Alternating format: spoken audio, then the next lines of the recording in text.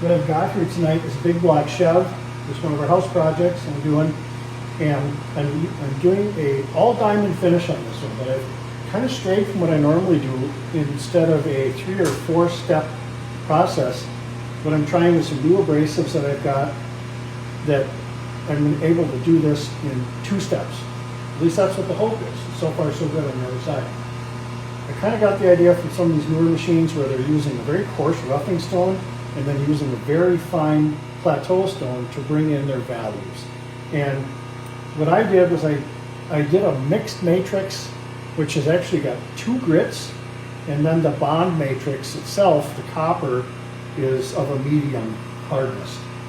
So what I'm able to do is go from a bored hole right to the medium mixed matrix stone, and then come in with the finished stone, and that's it.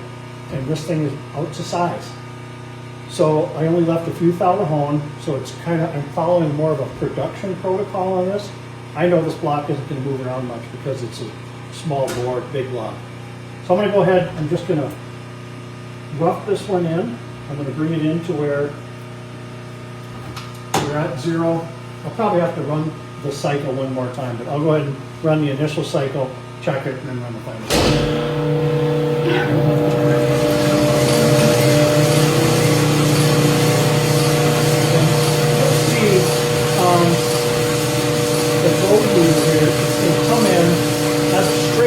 Cylinder and wrapping in the speed. So this is starting on my 30%. So it comes behind and cover around 40. Right there.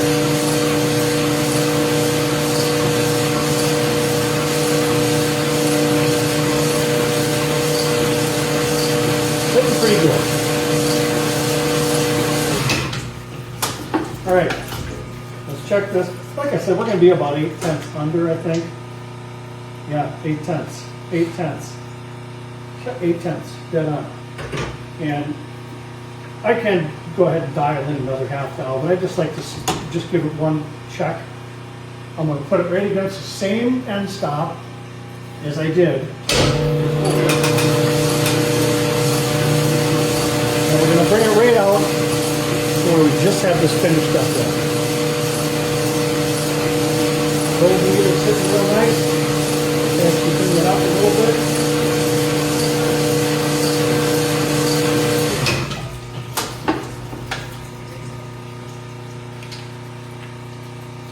And we're a few tenths, literally a few tenths from 0. So with this procedure, what I'm seeing is, generally if you're doing a plateau finish with say a 400 over a 220, you're not going to really see any size. This seems to take a few tenths off, 2 to 3 tenths. Now, the glory of this is we haven't increased our temp any. Same, maybe a degree. So I'm going to go in and I'm going to take off that last couple tenths with this finishing stone. Remember, that was a bored hole when I started. So this, I go 6 strokes at about 40% load. Now, this engine is actually getting a 5/64, 3/16 standard tension ring. So it can have an RPK in the 20s. It doesn't necessarily need to be 12 or 14, because that ring is really going to pound this bore out a little bit. I'll show that when I put this together. I'll show the finish, and then we'll spin it over 10 times. I'll show you again, and you'll see what I'm talking about. It'll take that finish of 20s down into teens. So I'm going to go ahead and just run the 6 strokes.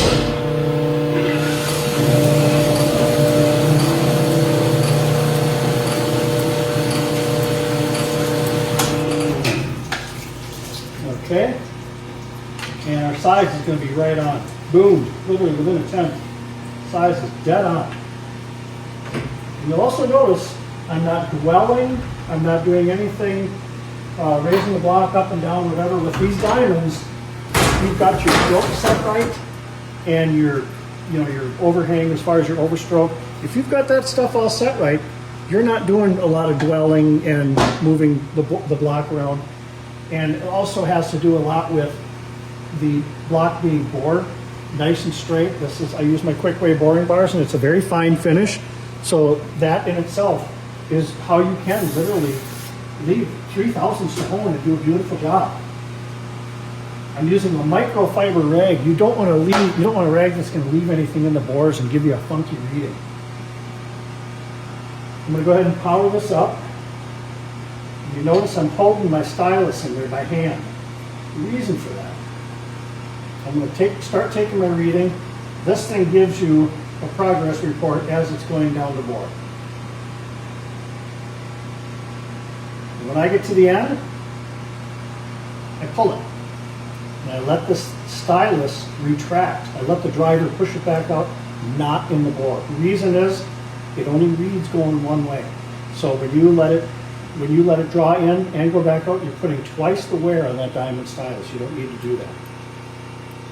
So I'm going to go ahead, I'm going to check on 30, 50s, 50, 50, okay. I'm going to try another spot. I just like to check a couple of spots. But I was in the 20s on the RPK, 50s. This is what we're looking for. It's not a super deep core, but it's a molly ring street type application. Okay, so same thing. 19.6 and 49 on the RPK and 39 on the RK, or 49 on the RVK and 39 on the RK. So, and that's exactly what we're looking for. You know, even if we were 50s and 40s, that'd be fine. But you know, pretty unbelievable for just a 2-stage hone, more of a production type hone, I would say. Obviously, when we take more steps, we're able to really control the core depths a lot better if we're starting with something that's like a 140 versus a dual matrix like what I have. But what a beautiful, you know, what a beautiful finish. Basically, teens, it was a teen, but we're going to call that 20 because I had a 19 and a 22, and you know, 50s and 40s. So the 40s and 30s. What was it? Anyway, that to me, pretty nice. I'm going to say time saving for one. I mean, you just saw me do it real time, but I believe that finish is going to be excellent. And of course, you know, we're going to put this on the dyno and put it to the test, do a leak down, get in there and put a bore scope and look at it and really validate it before I really take this pig to market. But so far, I'm liking what I'm seeing. So that's why we do this kind of stuff.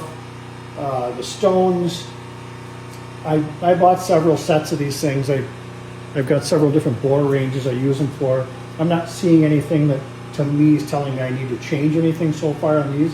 You know, you can change just this finish. You could go from 3 swipes to, you know, 6 or 7 strokes and get a real discernible difference. The only thing you got to kind of be careful for is, you know, when you're talking your peaks and valleys, they're going to be farther apart when you start knocking them down. So I don't think I would take something where it needed 10 strokes. I would probably start with your base being maybe a little bit finer than trying to take something that's real rough down using that many strokes. I like to say, as far as your fine abrasive, your plateau, maybe 6 strokes is about the most you want to run them. Sometimes it's only 3. But anyway, I'll do another video on this later where I actually show this again, the bore before and after, just simply turning the engine over. I mean, I could put a piston on a rod and pull it up and down the bore and probably show you how much it's going to reduce it to, but I'll do it when I go to throw the short block together. So this is going to be kind of an interesting project. You know, you're kind of watching as I'm learning it too. So I just like to share what I'm finding here when I'm doing this stuff as far as just my own R&D, because you know, a lot of you guys out there, and I hope somebody tells me, yeah, that's exactly how I do it, or some compelling reason why I shouldn't be doing it this way. But that's the glory of this, is I really get a lot of good feedback too, and it always starts out a good conversations between private messaging and other engine builders and stuff too. I really enjoy that. So this one probably got a little bit long. Hope it wasn't too boring, but thanks for watching, and I'll keep up on this when I get to putting it together. I've got to hone the lifter bore still too. This one This one went to a 904 because this one wouldn't clean up at 875, so it's 904 lifters now. So I still have to hone the lifter blocks. That's in this machine. Thanks for watching.